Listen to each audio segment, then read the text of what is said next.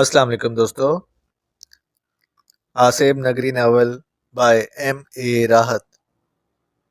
अगर आपने अभी तक हमारे चैनल को सब्सक्राइब नहीं किया तो सब्सक्राइब करें और बेल आइकन पर क्लिक कीजिए।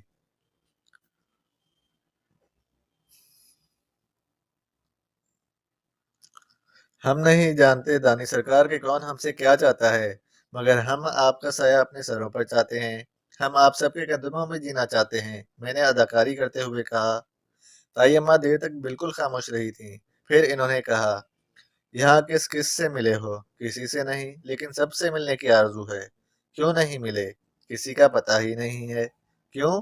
खुद ताया अब्बू को किसी के बारे में नहीं मालूम और कोई जरिया नहीं था हमारे पास।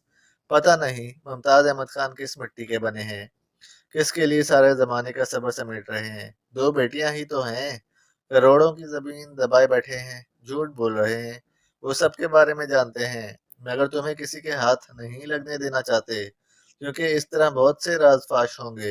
लेकिन फिक्र मत करो, मैं तुम्हारे पूरे खानदान के बारे में बताऊंगी। हमें आपकी मोहब्बत दरकार है दानी सरकार।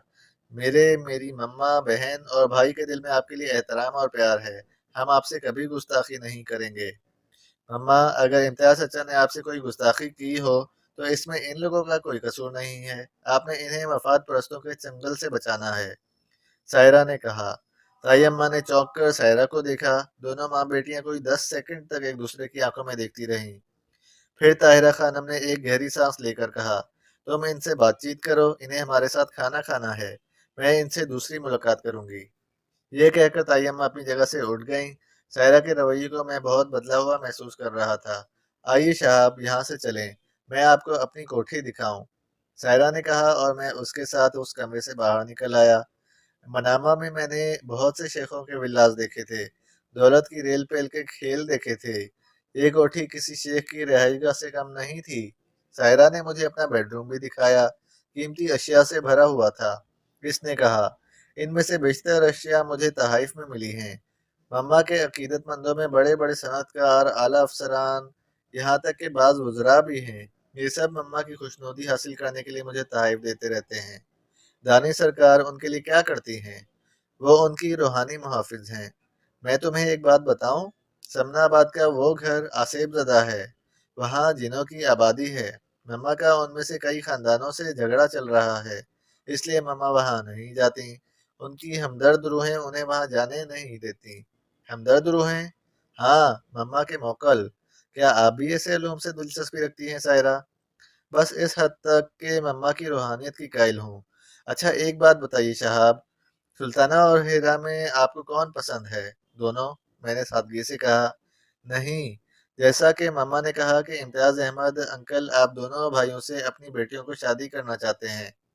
अगर आपसे इन दोनों में से किसी के इंतखाब के लिए कहा जाए तो आप किसे पसंद करेंगे, हीरा को या सुल्ताना को? दोनों में से किसी को नहीं। क्यों? वो चौंक कर बोली। क्यों का क्या मतलब? किसी को जबरदस्ती तो पसंद नहीं किया जाता। और अगर आपको मजबूर किया जाए? मैं मजबूर नहीं होऊंगा। वेरी गुड, अच्छी बात है। आप इसी घर में रहेंगे या घर तब्दील करेंगे? शायद वहीं। आपको वो जाड़ और वीरान घर पसंद है? हाँ। किसी खास वजह से? हाँ, क्योंकि वहाँ दादी अम्मा हैं। मेरे पापा उनसे बहुत मोहब्बत करते थे। जानते हैं मेरी मम्मा का क्या ख्याल है? किसके बारे में? दादी अम्मा के बारे में। मम्मा का ख्याल है कि वो पूरी तरह होशमंद हैं। इन्होंने अपनी बीमारी का ढोंग रचा रखा है।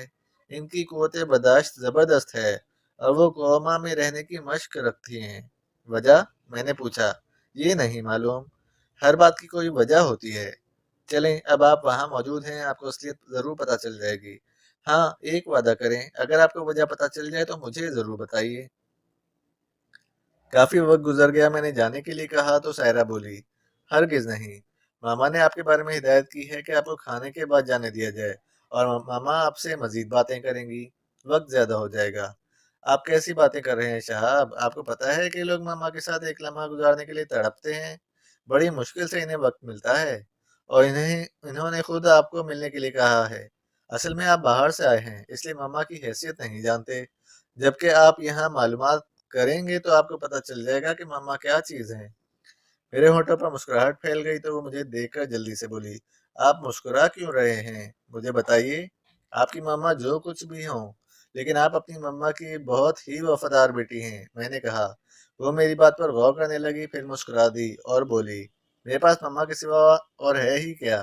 اب مما نے مجھے جو مقام دے دیا ہے، بہت کم لوگوں کو وہ مقام ملتا ہے۔ خاصا وقت گزر گیا، میں خاموشی سے ایک دیوار کو تک رہا تھا کہ اندرونی پردہ ہلا اور اس میں وجہ سے وہ باوقار شخصیت اندر داخل ہوئی۔ وہ میری پہلی دیکھی ہوئی شخصیت سے بہت مختلف تھی۔ تائی اماں ہی تھیں، یعنی طاہرہ خانم، لیکن اس وقت ایک بہت ہی سلیقے کا لباس پہنے ہوئے تھیں اور ان کا انداز بالکل بدل گیا تھا۔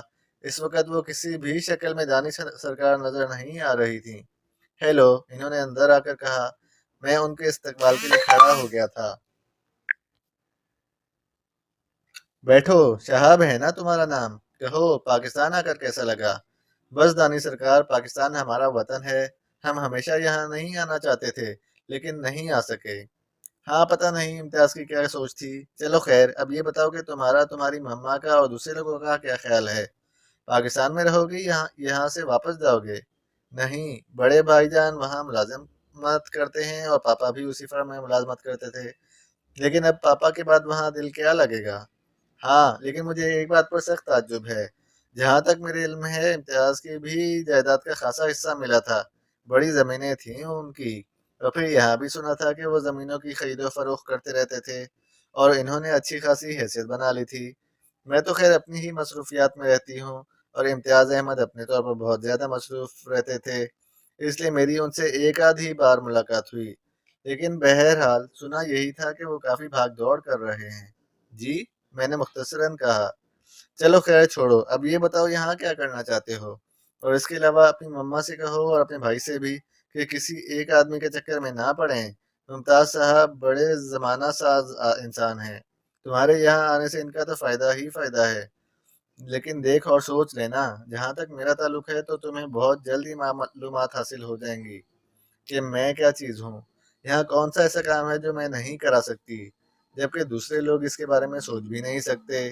خیر چھوڑو، میں یہ کہنا چاہتی تھی کوئی مشکل ہو، کوئی ضرورت ہو تو میرے پاس آ جانا، لیکن گردن اکڑا کر نہیں، گردن جھکا کر، کیونکہ جھکی ہوئی گردنیں مجھے پسند آتی ہیں اور لوگ میرے سامنے آتے ہوئے گردن جھکائے ہی رکھتے ہیں۔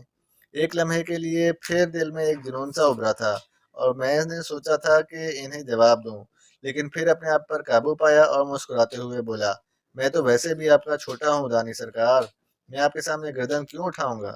ہاں، تمام لوگ اسی لیے کٹ کر رہ گئے ہیں، وہ میری حیثیت کو نہیں سمجھتے۔ تمام لوگوں سے آپ کی کیا مراد ہے؟ تمہارے خاندان والے جو میرے سامنے احساس کمتری کا شکار ہیں۔ چلیے یہ بھی تذکر آپ نے کر دیا، میں آپ سے پھر یہ سوال کروں گا دانی سرکار کہ یہاں ہمارے خاندان والوں میں کون کون ہے؟ تو ممتاز نے تمہیں کچھ نہیں بتایا؟ بس اتنا ہی کہا کہ وہ سب سے کٹے ہوئے ہیں، بلکہ یہاں سب ایک دوسرے سے کٹے ہوئے ہیں اور کوئی کسی سے نہیں ملتا، اس لیے انہیں ان کے پتے بھی نہیں معلوم۔